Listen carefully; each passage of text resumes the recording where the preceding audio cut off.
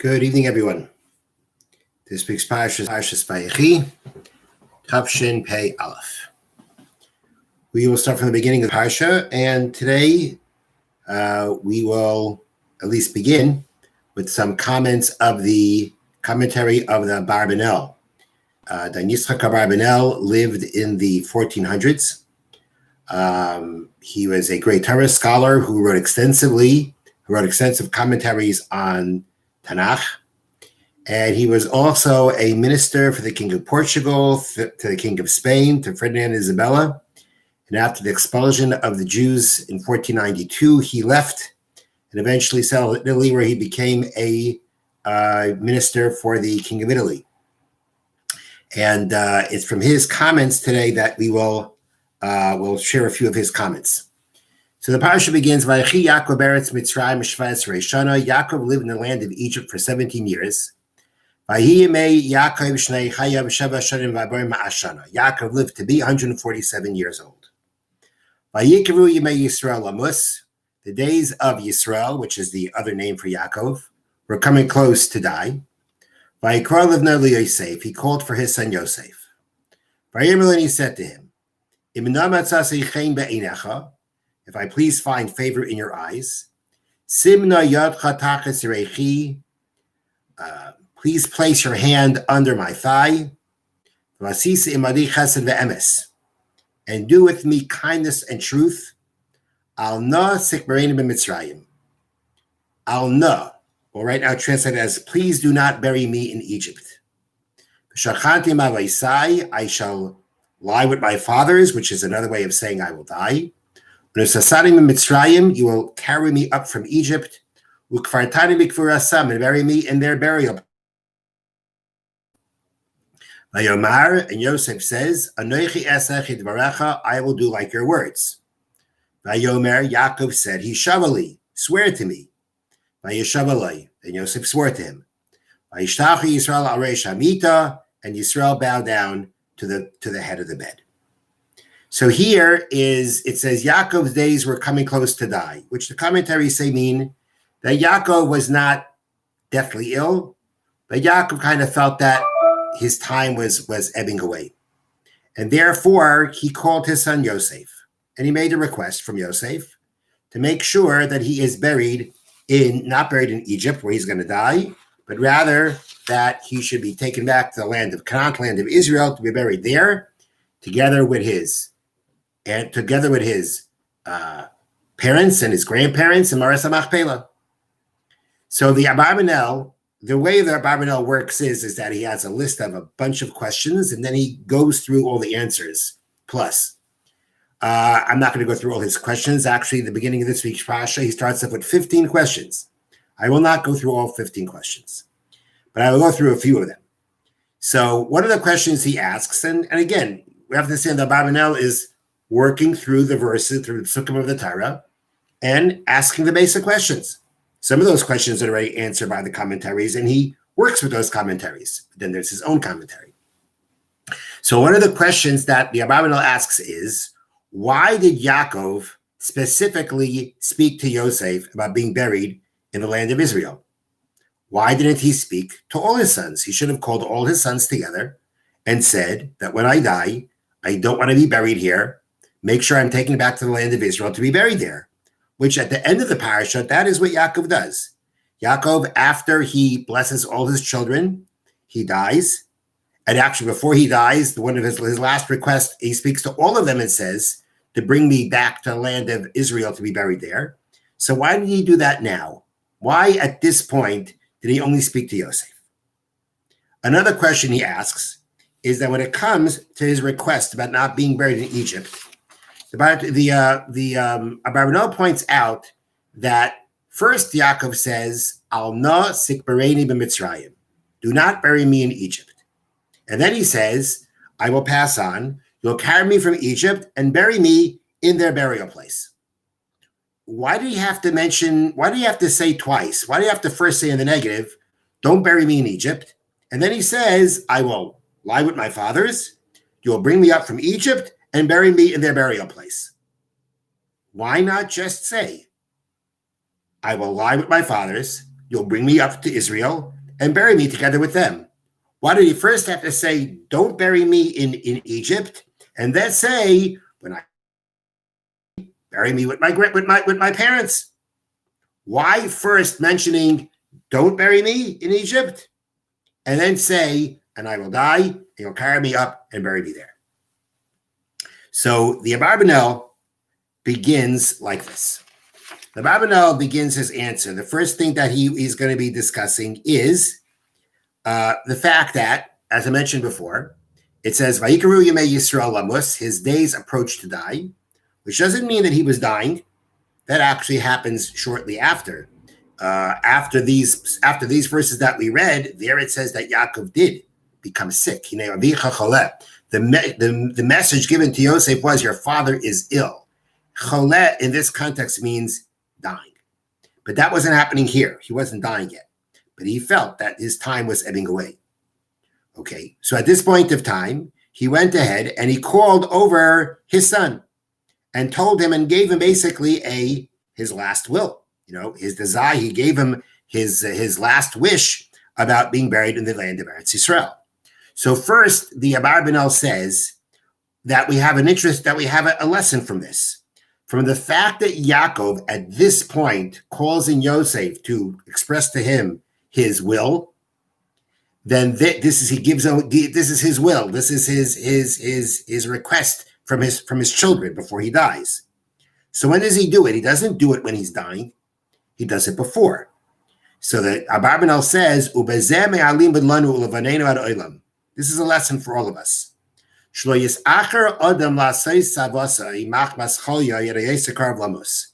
That before, don't wait until you're dying to give over your final wishes to your children, or what you want to leave, or whatever you want to tell them, whatever you want from them after you die.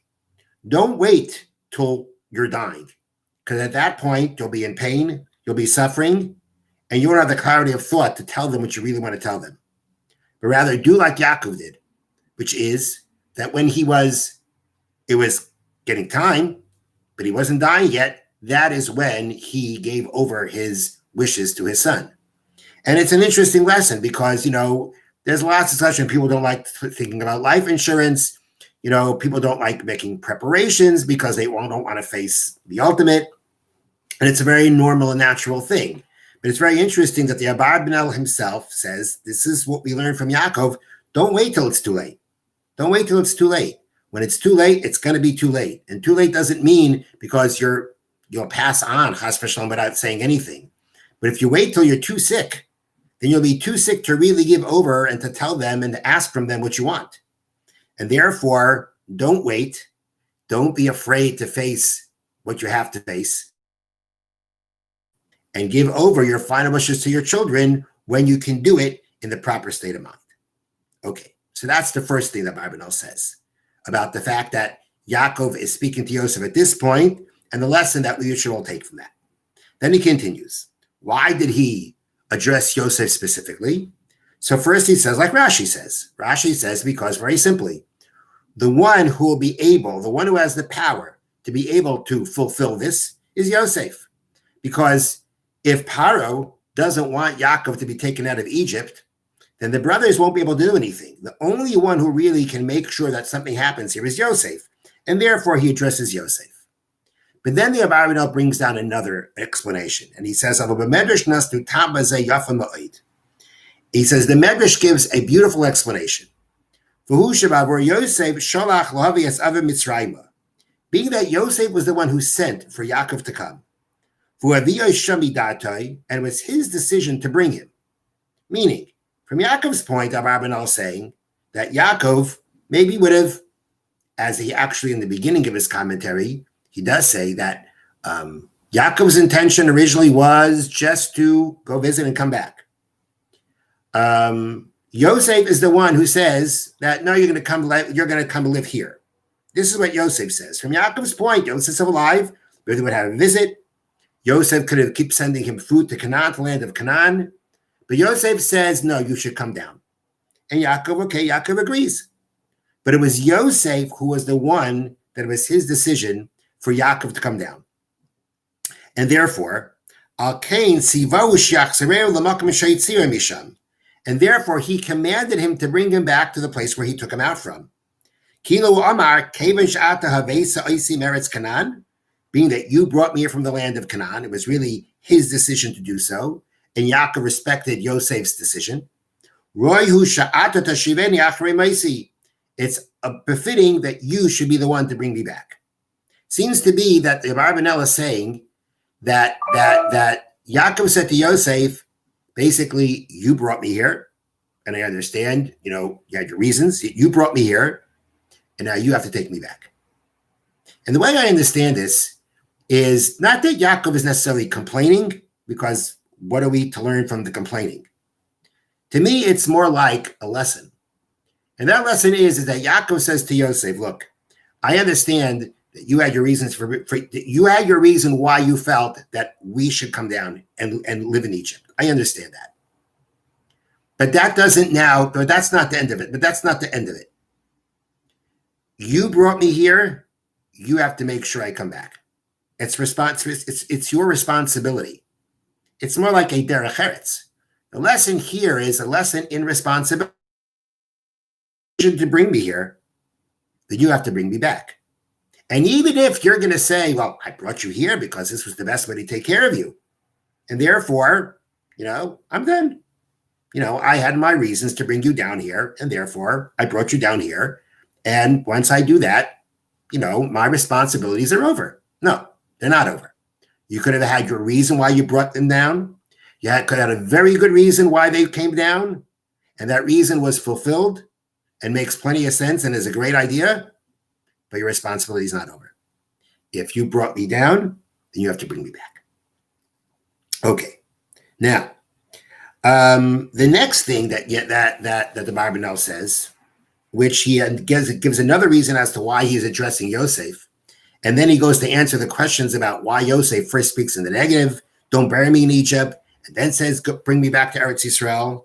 So he says, because we know from the end of the Parsha that Yosef, before he died, told his brothers, told his family that I'm dying and God will eventually remember you and take you out of Egypt, bring you back to the land of Israel. And when that happens, you will take my remains with you. Yosef knew that he would not be able to have his remains removed immediately from Egypt. The Egyptians would never let. But he told the Jewish people, you must make sure that when eventually your descendants leave, that they take my remains with them. So Yaakov, the Barbanel says that Yaakov already saw with Ruach HaKodesh, with divine inspiration, with a level of prophecy, that the bones of Yosef are going to remain in Egypt after he dies, and will only return to Israel when the Jewish people leave the land of Egypt. So knowing that what was going to happen, and knowing that Yosef realizes that that's going to happen,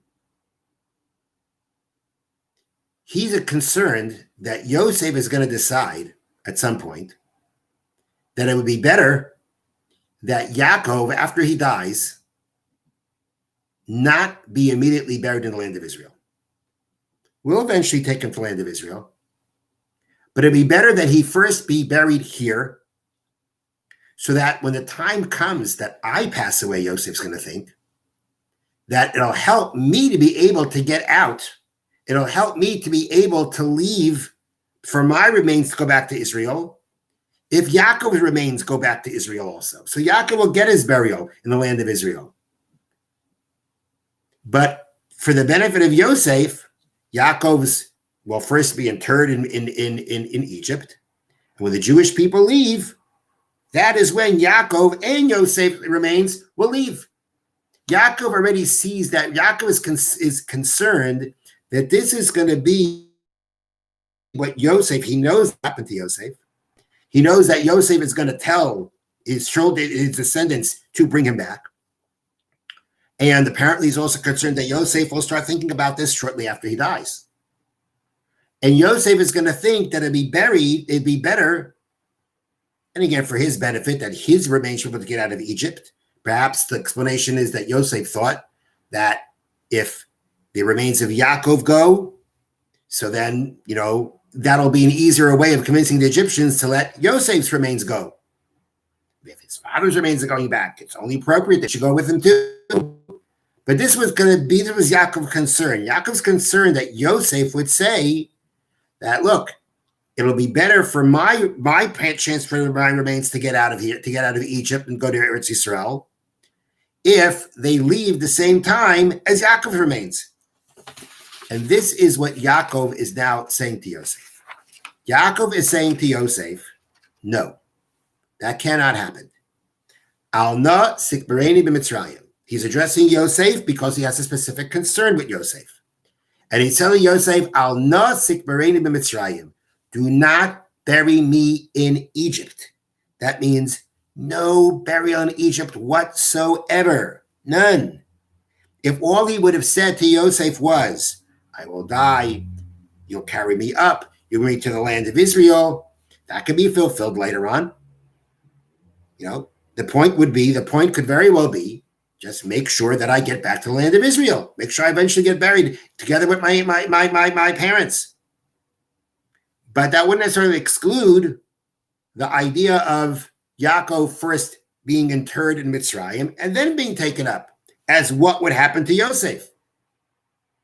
And Yaakov says, none of that. I'll not sikrein in Mitzrayim. Do not bury me in Egypt at all. Rather, I will lie with my fathers, you'll carry me up and bury me in their burial place. It's necessary to have to first say the negative, don't bury me in Egypt, because just telling him to be brought up to Israel to be buried wouldn't necessarily exclude Yosef's decision to have that be fulfilled at a later point, together when his remains are being brought back. So therefore, Yaakov says, Al na sikrein b'Mitzrayim. Do not bury me in Egypt. No burial in Egypt whatsoever. Rather, once I pass, you bring me up and bury me in their burial place. So therefore, it was necessary for Yaakov to go ahead and speak to this. So this is another reason why Yaakov specifically speaks to Yosef, and why he seemingly is repeating first in the negative, don't bury me, and then bury me with my forefathers. Eretz Yisrael. I want to be buried with my parents, but I don't want that happening later. That's the first thing. Al na sikrein b'Mitzrayim. Do not bury me in Egypt. Do not. Rather, as I pass and I lay up my fathers, you carry me out of Egypt and bury me in their burial place.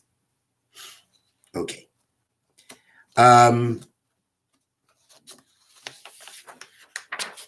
The next thing that I want to share with you is that, as we read, Yaakov first says to Yosef, swear to me. And Yosef says, I will do as you say. Then Yaakov says, swear. Yosef swears, and Yaakov bows. Now, it's pretty clear that Yaakov said bow. Yaakov said swear. Yosef says, I'll do as you say. And Yaakov tells him swear. So it's pretty clear that Yosef was a bit reluctant to swear.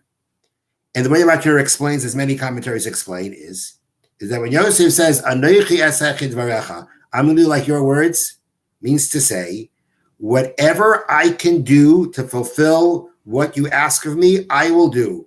And as the Abarbanel says, Yehi ratzon l'pnei Hashem yisbarach, may it be God's will, sheyiritze para l'seisli reshus l'leches. The power will give me the permission to go. But for my part, I'll do everything that I can. Yosef doesn't want to swear because he realizes is that at the end of the day, he has to deal with Paro. And if Paro says no, it's not going to, he doesn't really know how he's going to be able to fulfill this.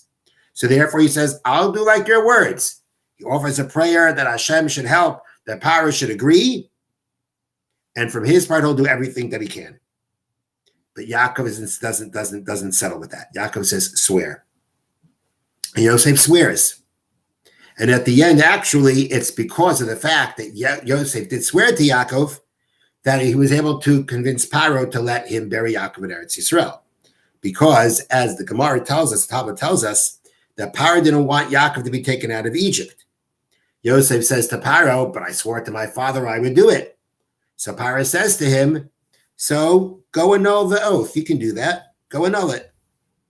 So Yosef says to Paro, well, if I annul my oath to my father, shall I annul my oath to you? As the Gemara says, that when Yosef interpreted Paro's dreams, and Paro wanted to make Yosef basically the viceroy ruler over Egypt, the other officers, his ministers said, he's a slave. Now he's going to become the ruler over Egypt. Paro says, but I see royalty in him. No, see if he knows them. So Paro engages Yosef in conversation. Yosef, the Gemara says that angel Gabriel gave him the knowledge of all the languages. Yosef was able to know all the languages. And then Yosef started speaking Lashon Kodesh. He started speaking the language of the Hebrews, the language of Yaakov and his family, the holy tongue, the Hebrew language. And Paro didn't know it. And Paro asked Yosef to teach it to him. Couldn't catch on. Paro made Yosef swear that he would never reveal that he knew a language over Paro. But now Yosef says, you're telling me I should know my vow to my father? Then I'll know my vow to you. And then therefore Paro had to acquiesce and let Yaakov go. But originally that wasn't going to work. Yosef didn't know that what he was going to do. At the end it worked out, but he originally didn't want to swear because it's not completely in his hands. Now, after Yosef does swear, the Torah tells us that Yaakov bowed down. Vayomer, the pasuk says, he shavali, bow down, swear to me. That's what Yaakov says to Yosef. Vayishav, Yosef swears to him. Vayishtachi Yisrael areish hamita, and Yisrael bow down at the head of his bed. So Rashi comments, and this is a saying from the Talmud, the Yaakov bow down to Yosef is a fulfillment of the following proverb. Tala be'idnei sagidlei. Even though the lion is the king of the animal kingdom, when the fox has his time, bow to him. That means that there are going to be times where it's not befitting to bow and show that kind of respect to someone, but when he has his time and he's kind of in control and you're dependent on him, then you have to bow down even to the one who doesn't necessarily deserve, who wouldn't be the one typically you would show that kind of honor to. The analogy is Yosef, Yaakov, who is the father, is bowing down to his son. Why would Yaakov be bowing down? That's not appropriate for a father to bow down to his son. The answer is, the fox in his time. Yes, the one that necessarily doesn't deserve that kind of treatment, that kind of respect. But when he is now in control of the situation and you depend on him and he's willing to help you, then you show respect. So the Gur Aryeh asked the following question. Interesting question. Gur Aryeh is from the Maharal, it's his commentary on Rashi. So really his question is like this. We're saying that Yaakov is bowing down to Yosef because of this saying. The fact was Yosef's royalty. Why not just say that? Why? Actually, let me rephrase it. Why didn't he bow down to Yosef as soon as Yosef came? Which seemingly would be because of royalty. So the Maharal says, because the answer is, even so, even though Yosef is royalty, it's his son. And therefore, it's still not enough of a reason. Royalty itself wouldn't be enough of a reason for Yaakov to be bowing down to Yosef. I mean, he did it the first time, perhaps when they met. But at this point of time, Yaakov's already been 17 years in Egypt. Even if his son is royalty, that would not be a reason for a father to bow down to his son. And then the Barbanel says, and on the contrary, it actually would be very unbecoming of Yosef to have his father do that. It wouldn't look good for Yosef. It would be very unbecoming from Yosef to do that, even as royalty, to have his father bow down to him because of that. Then he says another very interesting idea.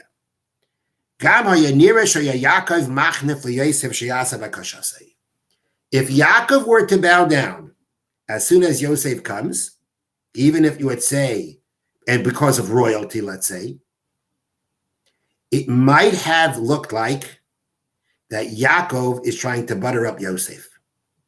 Yaakov needs Yosef. And therefore, he bows. It may look like, why is he bowing down to him when he first comes? Why is he giving him this honor? It's going to look like that Yaakov is trying to, again, perhaps it is appropriate, but again, it's a father and a son. And it could be taken, Gama Yanira, it could appear that Yaakov is trying to butter up Yosef to do his will. But now that Yosef promises that he'll do the burial, then he bowed down to him. Meaning, if Yaakov bows down before his request, it could be taken as a Yaakov trying to butter up Yosef before he makes the request and to get him to give in to the request. So therefore, he doesn't bow down right away. Doesn't want to give it any kind of appearance like that. But once he asks Yosef and Yosef agrees, okay, then we say it's time. This is the appropriate time to show respect. But he wouldn't do it beforehand, even though it couldn't have been appropriate to have already bowed down when he first came, because of the fact that it could look like he's trying to butter up Yosef to get Yosef to agree to his promise, to get Yosef to agree to his request.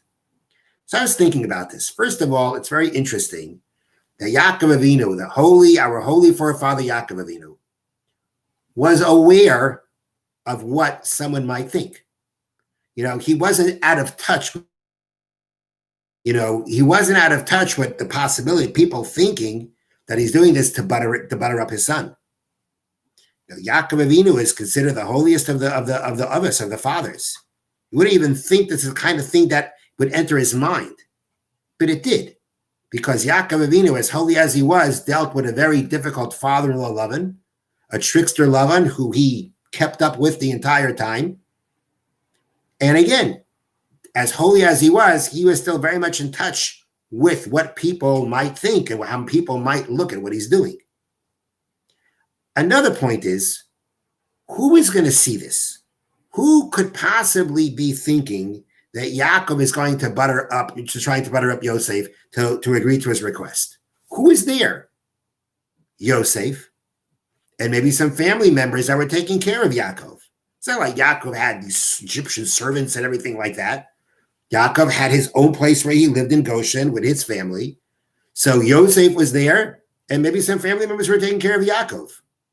These are the people that he's afraid are going to suspect him trying to butter up Yosef.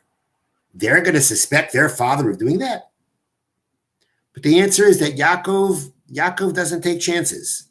Yaakov doesn't even want a fleeting thought through somebody's mind of his family that maybe Yaakov is doing this to butter up Yosef. It's got to be, Yaakov knows he wants everything to be clean, squeaky clean. And there should be no suspicion of him, because he knows, even in his family, it's possible there'll be a fleeting thought through somebody's mind, and he doesn't want that to happen. Yaakov has been being very, very careful to make sure that no one, absolutely no one, should suspect him of any kind of, so to speak, some level of inappropriate behavior, that he's bowing down to Yosef, not out of honor to Yosef, but in order to butter him up, to give him to his request. Then Rashi tells us on the words that the pasuk says that Yaakov bowed al rosh hamita, to the head of the bed. So Rashi says, Yaakov would have been sitting at the head of the bed, and he's facing Yosef. If he's bowing down to the head of the bed, that means he's turning around and bowing down in a different direction. Why? The answer is Yaakov is bowing down towards the Shekhinah, the divine presence. Yaakov, the divine presence, is at the head of his bed. Why? Because our sages say the divine presence rests at the head of a bed of a person who's ill. Special care that comes from Hashem for the ill person. He's at the bed, the head of the bed of the ill person. And therefore, Yaakov turned around to bow down to the Shekhinah. So the question that the commentaries ask on this is that down to the Shekhinah, to the divine presence, we just said that the reason Yaakov is bowing down is because the fox in his time, he bowed down to him. Who's bowing down to any foxes? Who says Yaakov is bowing down to Yosef? Maybe he's bowing down to the Shekhinah as an expression of thanks for the fact that now he's going to be able to be buried in the land of Eretz Yisrael. Why are we saying that he's bowing down to Yosef? And how can he bow down to Yosef instead of his son? The answer is the fox in his time, you're going to give him respect. Maybe if Rashi now says that he's bowing down to the Shekhinah, who says he's bowing down to Yosef at all? He's bowing down to the Shekhinah, thanking Hashem that now he'll be able to be able to be in Eretz Yisrael without any problems. So one answer that's given is that if he was bowing down to Hashem, it should have said it. The pasuk should have said, and Yaakov bowed down to Hashem. Because it doesn't say that, so therefore we know that his bowing down was meant to be for Yosef. The Maharal says is that Yaakov doesn't need, so to speak, to thank Hashem for this piece of news.